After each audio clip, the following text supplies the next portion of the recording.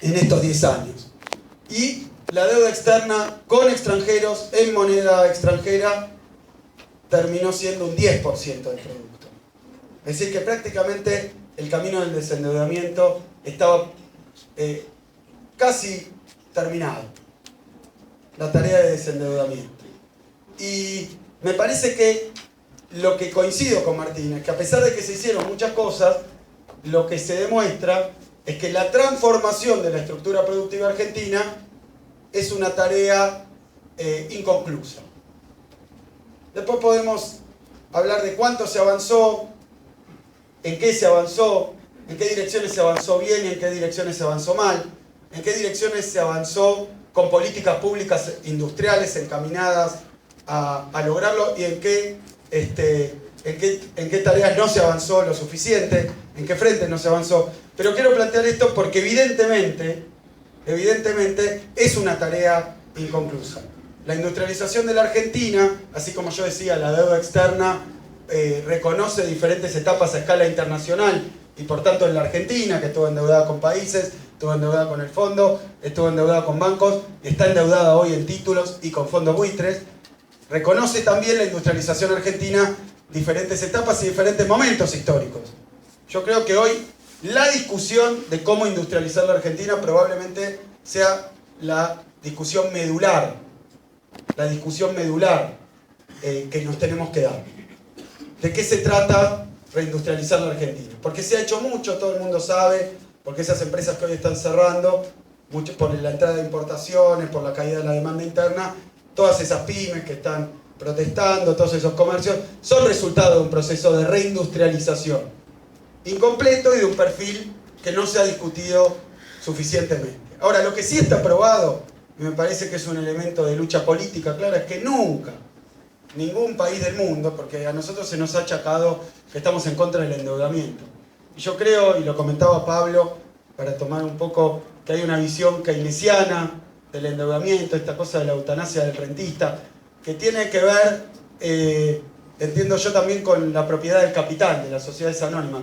Lo que decía Keynes no era solo que los bancos tenían poder de dominación sobre países o sobre la industria, sino algo peor, que es que las empresas estaban dirigidas no ya por capitalistas, emprendedores, como la fase heroica del capitalismo, sino que eran sociedades anónimas, que estaba su propiedad distribuida en acciones, y que las acciones, que son el instrumento central de la inversión y el instrumento central, sí, y el instrumento central también de la acumulación bajo el régimen capitalista moderno, bueno, las acciones también son un instrumento de especulación.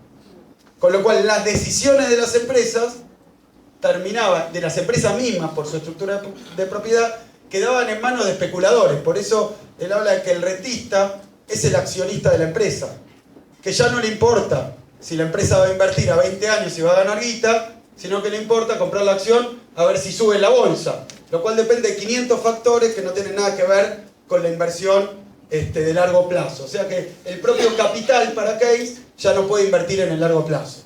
Incluso habla con nostalgia de la época de por decir así, un Rockefeller, que él dice, Rockefeller hacía un transatlántico no pensando en el cash flow, digamos, en la rentabilidad, en la tasa interna de retorno de los próximos 5 años, pues sabía que no le iba a dar plata, sino que era un capitalismo emprendedor, y ahí habla de los animal spirit. La timba se metió en las empresas de capital. Por eso lo de Keynes con respecto a la participación del Estado en la inversión de largo plazo, creo yo mucho más disruptivo que la idea simplemente de un Estado que gasta. Aún así, me parece a mí que nosotros como gobierno y como fuerza política no estamos en contra del endeudamiento. Y acá de Keynes paso a Marx. Marx habla de la deuda, del crédito, como una palanca del capital. Es decir, no existe capitalismo sin crédito. No puede andar el kiosco en la esquina, pagando al contado en efectivo todos los días, no puede andar. Menos todavía invertir. Es decir, la inversión es una palanca de la acumulación. Y el sistema financiero forma parte de esa palanca porque reúne los ahorros dispersos de buena parte de la sociedad y permite ponerlo en determinados proyectos que necesitan envergadura de inversión mucho más grande que lo que puede hacer una sola empresa, un solo capital. Es decir que nosotros tampoco creemos que el crédito, ni siquiera el crédito externo, sea malo. El tema es quién presta, bajo qué condiciones presta y para qué se presta. Indudablemente, si se trata de un crédito que te da un organismo multilateral para hacer una obra de infraestructura que va a mejorar la capacidad exportadora, etcétera, etcétera, etcétera, eso, y es a largo plazo, con tasa baja, nadie puede negarse. Porque además sabemos que la inversión en la Argentina tiene ese problema, que requiere tomar muchas veces comprar insumos que son importados, o sea que requiere dólares también. Hacer una represa, por ejemplo, una central hidroeléctrica no se puede hacer con industria nacional. Y probablemente haya pocos países que pueden hacer las turbinas como las que necesita. Bueno, acá hay algunos emprendimientos, pero no llega a la escala muchas veces. Entonces, no depende de eso. Ahora, lo que para mí queda muy en claro, y mirando lo que está ocurriendo en la Argentina, que tomando esas cifras que yo acabo de decir, que hoy teníamos 10% de deuda contra producto, en 7 meses el gobierno de Macri incrementó un 41% la deuda externa con acreedores privados. O sea que el desastre ya lo hizo, en buena medida. Puede continuar, pero ya lo hizo. Acompañado, por supuesto, de un aparato propagandístico, de un discurso convalidado a nivel internacional también, porque no es Durán Barba el que inventó este tipo de candidatos y este tipo de discurso, es mucho más grande. Basta ver la propaganda electoral de cualquiera de los candidatos de Latinoamérica que se opusieron a los proyectos populares y nacionales que se estaban dando. Es decir, que es mucho más general, mucho más grande. Ahora, si algo queda claro, cuando uno observa lo que a nosotros nos faltó hacer, que es profundizar el proceso de industrialización, de independencia económica, de nacionalización de parte del aparato productivo, de subordinación del sector financiero a una lógica de acumulación productiva.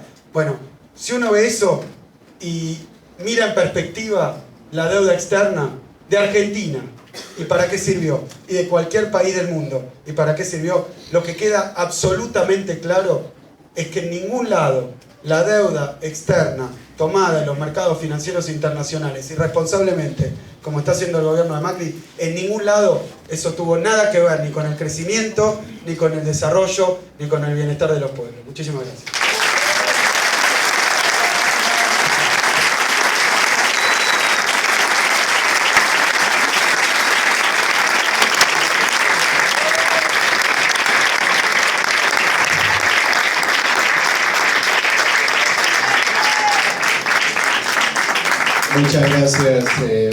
Muchas gracias a todos por las intervenciones. Disculpen que haya tenido que intervenir en regular tiempo, pero hay otras actividades después en el foro y para que todos puedan asistir.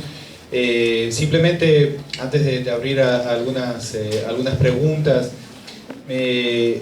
un solo comentario. En primer lugar, destacar que más allá de que podemos estar todos convencidos y convencidas de que efectivamente la deuda es una de las formas de la dominación y que la deuda es problemática y que en los últimos años se ha logrado un nivel de desendeudamiento fundamental para la independencia del país, destaco la pluralidad y la inteligencia del conjunto de argumentos que han aportado los miembros de la mesa. ¿En qué sentido? Que más allá de que estemos todos de acuerdo, y muchos de los que participan en general en esos foros están tienen un preacuerdo sobre lo que se va a discutir, lo importante no es salir de acá más convencidos de lo que estábamos cuando entramos, sino salir con más argumentos, porque estamos en un proceso en el cual justamente el debate tiene que llevarse en todos los espacios de la vida social, y para llevar ese debate a todos los espacios se necesita inteligencia, se necesita información, se necesita la pasión que requiere un momento particular de nuestro país, donde desde las distintas formas de la oposición estamos convencidos que hay que ir efectivamente a otro modelo de desarrollo que el que se está instalando ahora.